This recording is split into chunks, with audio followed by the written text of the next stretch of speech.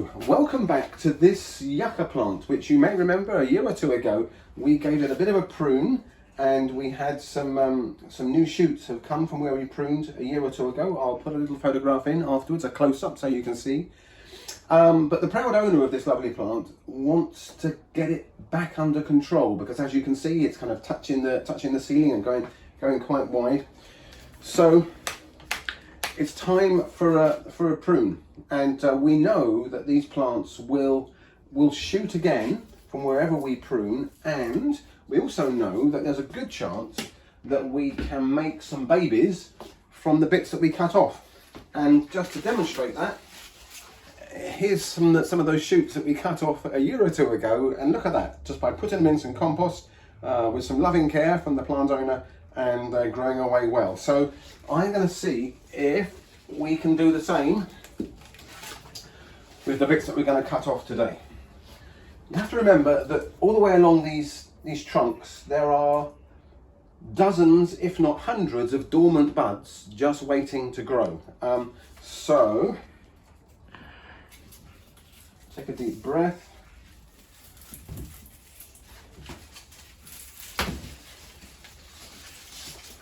Cutting number one.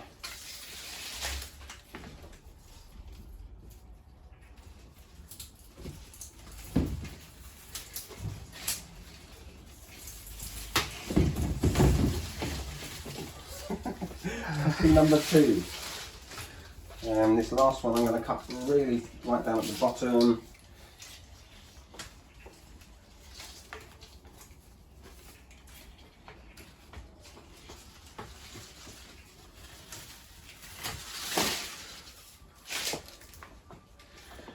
This plant looks how I feel when I've been to the barbers, you know. We've taken away a lot of that growth, but now all that energy that was going to all those shoots is now going to be concentrated into where we've cut the stems, and within a month or two we'll have lots and lots of nice new shoots that will give us a nice compact rounded shape rather than that slightly straggly shape. And then step two of this here video will be when I go back up to the school now, where I go in the greenhouse, and we're going to see if we can get some cuttings, some new plants out of these bits that we cut off. Stick with us, don't go away. Right, so now we're on to step two. I've come up to the school and we're doing this in the middle of summer. It's late July, which is perhaps a bit later than I would like to do it. This, particularly when we're potting on some new cuttings. I'd perhaps like to do it earlier in the summer, late spring, something like that.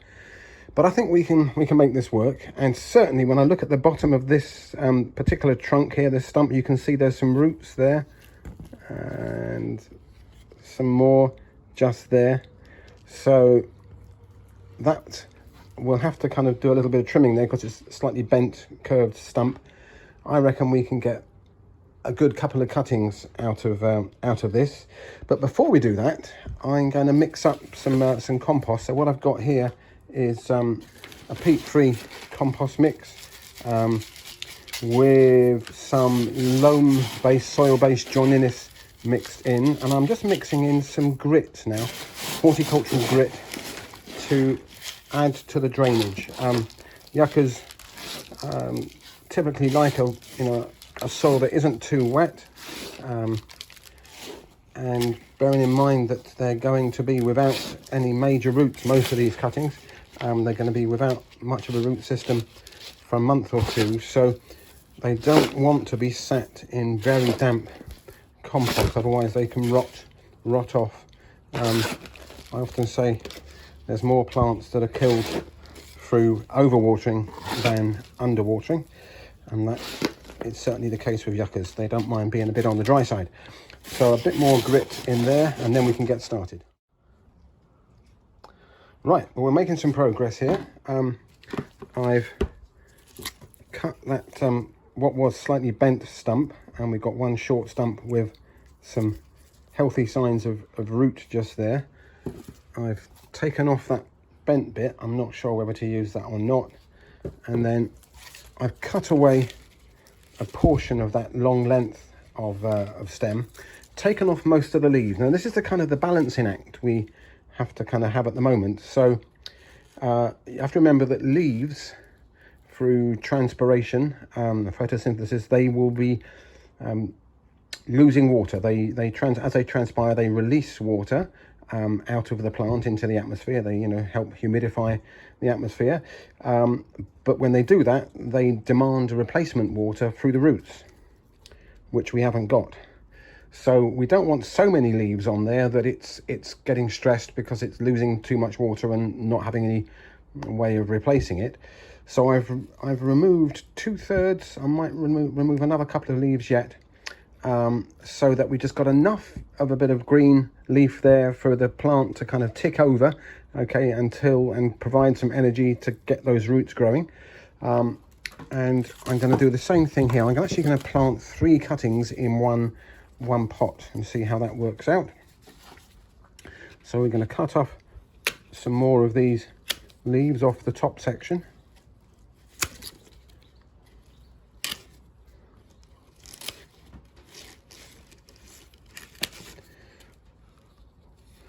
When I was doing this with my friend, when I was cutting the branches off, we had a bit of a conversation discussing how we felt about massacring plants like this, and could the plants feel anything, and was it stressful for the plants? I don't know the answer to that. I've never heard one complain, but what I do know is that plants are amazingly resilient, and that very often they will respond to this harsh treatment, whether that's a hard prune, or a trim. They will often respond by putting on lots of new growth. So that kind of tough love, we might call it, can actually result in some new life. So I think it's a positive thing. But then I would say that because I'm not the plant that's being pruned. Hey, okay, so we've now got 3 stumps that we're going to get into some compost. Okay, so there we go. We've got a nice chunky pot that we're going to put 3 of these cuttings into. I've filled this up and given it a little tap down just to settle the compost, and put some more compost on top after that compost has settled, if that makes sense. We don't want the compost level sinking down too much, so that we're left with a half filled pot. Somewhere near the top is good. And then all we got to do is get these a few inches of trunk into the soil, bearing in mind that those few inches of trunk have got loads of dormant buds in them. And each dormant bud, potentially, if it's above ground, will produce new leaves, new shoots, which is what we're hoping to get out of there. But below ground, those elements of new growth will be roots, and we will have roots coming off the bottom of that stump. Well, that's the plan anyway. So let's see. We've got this one with the roots already on. I'm just, so that I don't push him in and damage the roots on the way down, I'm just going to open up a bit of a hole there and gently put him in there like that. I'm gently firming around here at the base of each of these stumps. Here goes the last one now, a little ring of 3 of them. I'm gently firming around once I push them in, just to make sure we got good contact between the soil and the stump. That compost has sunk down a bit more, so I'm just going to sprinkle some more around there. There we go. So that's all there is to it. Good game, good game. So now I'm going to put this somewhere where it's not going to get direct sunlight, because that is going to stress the plant. It's going to have some light. I think I'm going to put it, tell you what, I'm going to put it in this greenhouse over here, in the shade of these big pots of, there we go, look, here's our cucumbers and tomatoes all growing very nicely. Just started picking the cucumbers. We've got some more coming there, can you see them? So I'm going to put them in the shade down there. So they're reasonably warm, but not in direct sunlight, because that direct sunlight will cause the leaves to lose more moisture, demand moisture from the roots, which isn't there. And I'm going to give it a little drink. I'm not going to soak it, I'm just going to give it a little drink, so there's some moisture around the stems, but it's not soaking wet. And any excess moisture, of course, because we put that bit of grit in there, will drain out through the bottom. So let's give them a quick drink now. Let's get our watering can in and give that a little drink. There. I think that'll probably do us. You can generally tell from the weight of the compost. Yep, that's plenty damp enough. That's heavy. If it was really light, then it would need more water. So there we go. That's how we are pruning an indoor yucca, houseplant yucca. I suppose in warmer climates, Mediterranean climates, it can be outside all through the year. But here in the UK, it's a houseplant which could pop outside for a month or two in the summer, but most people keep them in the house or a conservatory all through the year. And I'm doing this in late July. I'm hoping that by middle of September, something like that, we might have some roots growing away on there. One of the signs will be either some new leaves on this one, or some little hints of new shoots on these other ones. This one here, that's got the new growth on there, it's possible that new shoot there might die off because of the stress, and that's going to be the most demanding for moisture, is that soft new growth. So that's probably going to be the first casualty, if there is a casualty, but it will still potentially shoot from lower down. Another thing you could do to help protect that kind of vulnerable new growth there, that new shoot, is occasionally to mist. Get some moisture, very fine moisture, misted over those couple of leaves. They're not too much, but that might help keep that little shoot alive, because of its inability to suck up much water through the stem. I might give that a go. We will of course do an update, and if the weather turns a bit nasty before the autumn, we'll pop it into where there's a bit more protection from the weather. But at the moment we're having a heat wave, hooray! So it's going to be perfect in here, warm but mostly shaded. Any questions? We'd love to hear from you. If you've got any thoughts on my comments earlier on about the plants feel anything when we prune them, is it as painful for them as it might look to us? I'd love to hear your comments and your thoughts. Thanks for watching, and we'll keep you posted. Bye. Well, how about that then? This is about just over a year. I would say it's about 14 months since we took these little yucca cuttings. Some of them were just bare stems like that with one or two leaves on, and look how much they've grown. It took them, I would say, we did it in the August, and I would say by the kind of the middle of winter we could tell that they'd started to root. There was little shoots starting like that at the top, and you can see how much those little shoots have grown. So we got some big ones there. That one there was just the tip of the yucca, and you can see how well that's grown. So we just managed to keep these frost free over the winter in this school greenhouse, and we kept them inside the greenhouse I think pretty much through the spring. We put them out into the other greenhouse where they started their life out here in the summer months, but then back in here for the autumn, and they're just looking rather wonderful, really. Look at that one there. Look how many shoots are coming on that. And it was really just a case, if you've seen the first half of this video, it was just a case of sinking some of those those trunk pieces into the compost. So a good proportion, probably about a third of the length of trunk that we cut off was put into the soil.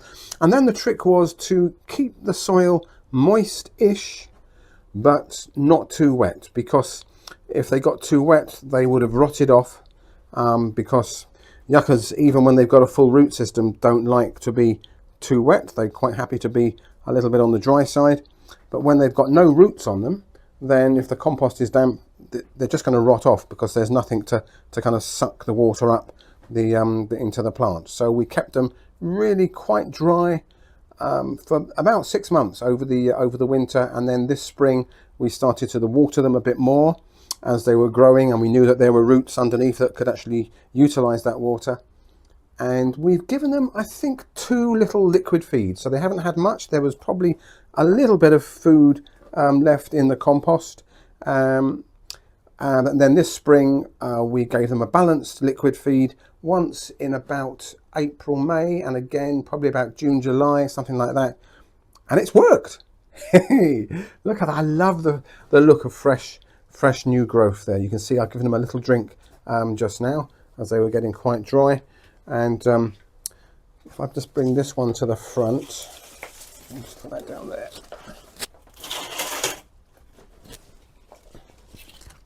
There, bringing that one to the front. There's a good example of, you can see the original section of trunk that was there, and these are some of the old original leaves, just a couple of old leaves we left on there, which was helping kind of get the system of the plant working.